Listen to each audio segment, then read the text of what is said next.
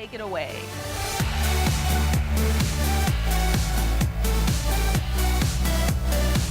Yes, it is a Monday makeover, and my favorite makeup artist is Meagan Emerson. She is here joining us for Monday Makeover, and we're talking about summer skincare and also some of the makeup color trends for the summer. Let's start with summer skincare because that's so important here in the Valley. Yes, the sun definitely shines very hot here, so again, you want to make sure that your sunscreen is the very first thing that you ever put on, and you'll want to actually layer it throughout the day if you can. So it's super, super important under any makeup. So she's going to walk us through some of these tips with our friend Sarah here, who is our model this morning. Thanks for being here, Sarah. So the first thing you said is obviously proper use of sunscreen. And what SPF do you recommend, and then how do you use it with makeup? The highest SPF, they always say like over 50. It doesn't, it's not any stronger than that, but who cares? Like if it makes you feel better, go for the 70, especially here in Arizona.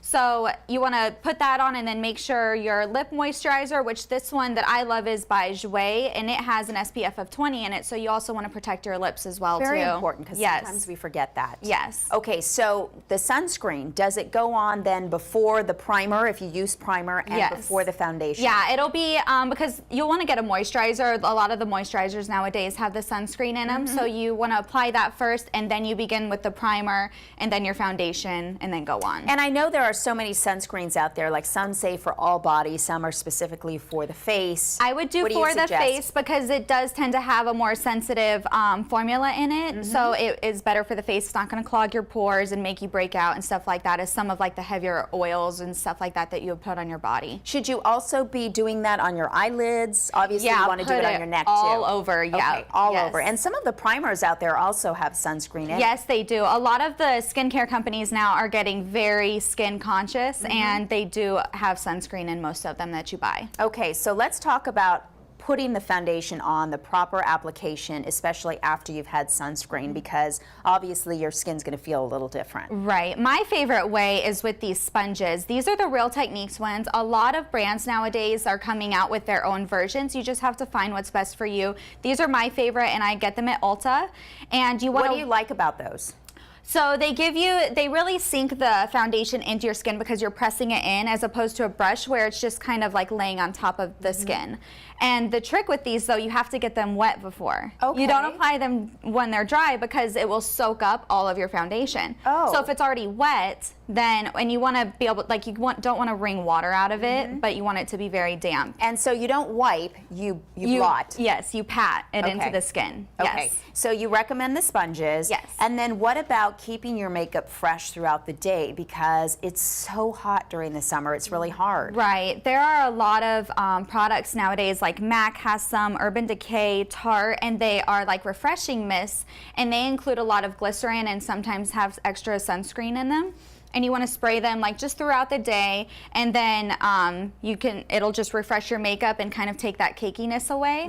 So yeah. Is there a specific kind of foundation you suggest? Because obviously you want to go for something that's not so heavy. Right. I love the IT Cosmetics CC cream. It has an SPF of 50 already in it, so that one is a great one, and it's not too heavy, because again, in the summertime, your makeup, especially out here, it's gonna kind of melt off no matter how great of a makeup artist you are. You're going to need touch-ups. So a CC cream is good for somebody, unlike me, who doesn't have hyperpigmentation. I always have to go a little heavier. Right. Well, the thing with the cosmetics one, it has a great coverage. It has a medium to full coverage. So for the CC creams have more coverage than the BB creams. Okay, good to know. The BB creams are a lot lighter. For like, Sarah has beautiful skin. She could easily use a BB cream. But if you do have more pigmentation, you need more coverage, go for a CC cream. Okay, when we come back, because we are going to check back in with Meagan and also Sarah, you're going to actually show us some of the color trends for the summer by applying them to Sarah. So it really is a Monday makeover. Yes, ma'am. We'll be right back with you, and we'll be right back with Arizona Daily Mix.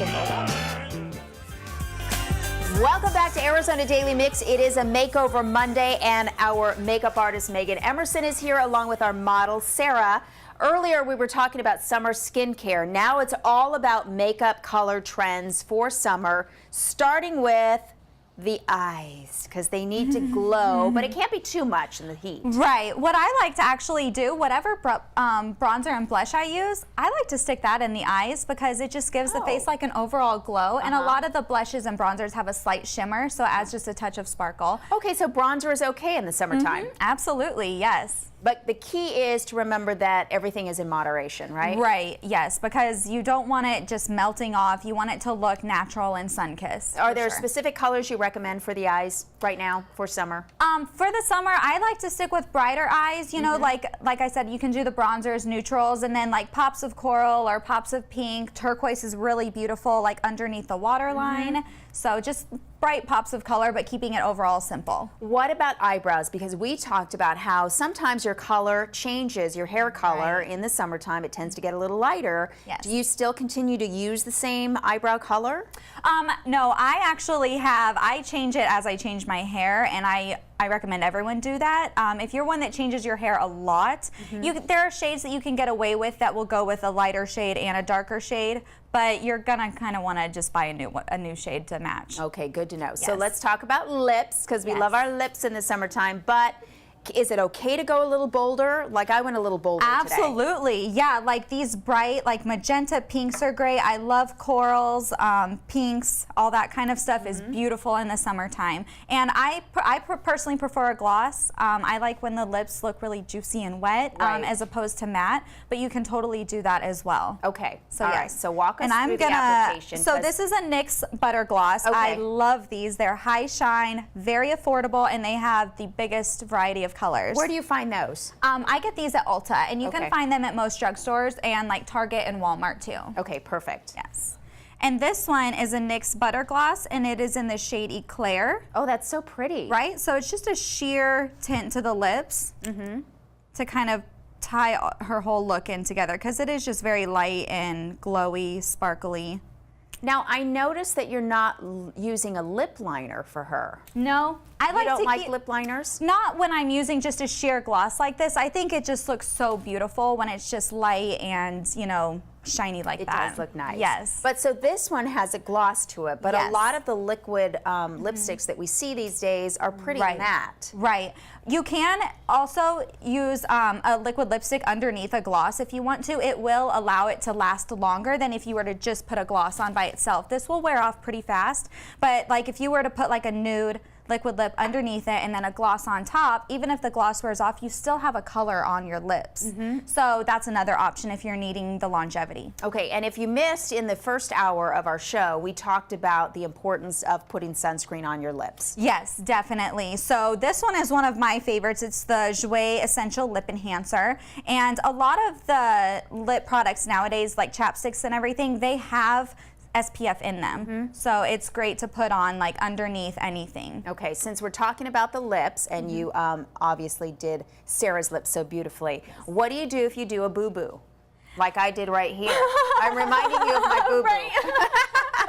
You can easily take a makeup remover wipe, or you can get a brush and concealer and kind of just like go right outside the line and clean it right up, or you can always just go back in with this and make your lips look a little bigger. Yeah, because I find that I tend to do that a lot more when I'm using the liquid lipstick. Right. Well, and another good thing, like I prefer to use a brush as opposed to the actual like applicator. Because these can get kind of messy and tricky. It's not like a straight line as if you have like a little synthetic brush. You can get a very precise line. Okay, good to know. You can find Meagan on the internet. She is MeaganLee.com, or on Instagram. She has great pictures. She is Meagan Lee. Sarah, thank you so much. And of course, if you missed any of that, it's going to be on our website, aztv.com. Thanks, ladies. You're welcome. We'll be right back.